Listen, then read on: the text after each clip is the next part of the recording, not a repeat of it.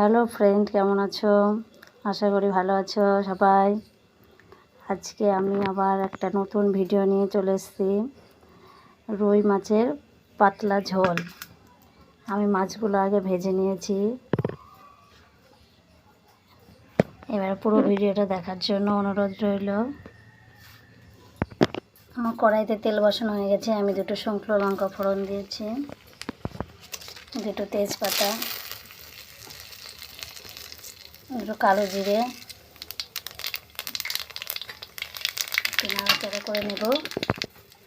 এরপর আমি ওই তেলের মধ্যে আদা, কাঁচা লঙ্কা, জিরে বেটে নিয়েছি, হলুদ পাউডার, লবণ, একটু নাড়াচাড়া করে নেব।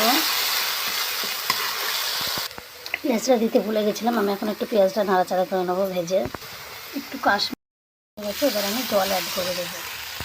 আমার ঝোলটা ফুটে গেছে, এবার আমি মাছটা দিয়ে দেবো।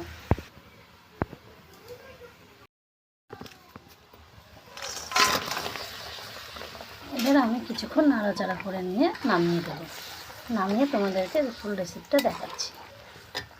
আর আমি মাছে আলু দিলাম না, তোমরা চাইলে আলু দিতে পারো, কারণ আমি একটা তরকারি করবো, মাংস এনেছে এই যে বন্ধুরা, তার জন্য আমি মাংসে আলু দেবো বলে আর মাছের ঝোলে আলু দিলাম না। তোমরা চাইলে আলু দিতে পারো।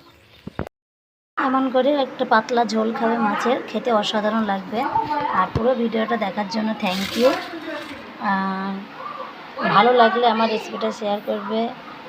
এতক্ষণ দেখছিল অনুর রান্নাঘর।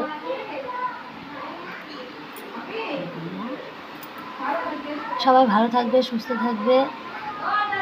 আবার ফিরে আসবো অন্য কোনো রেসিপি, অন্য কোনো ভিডিও নিয়ে। ভিডিওটা দেখা যাবে। Thank you.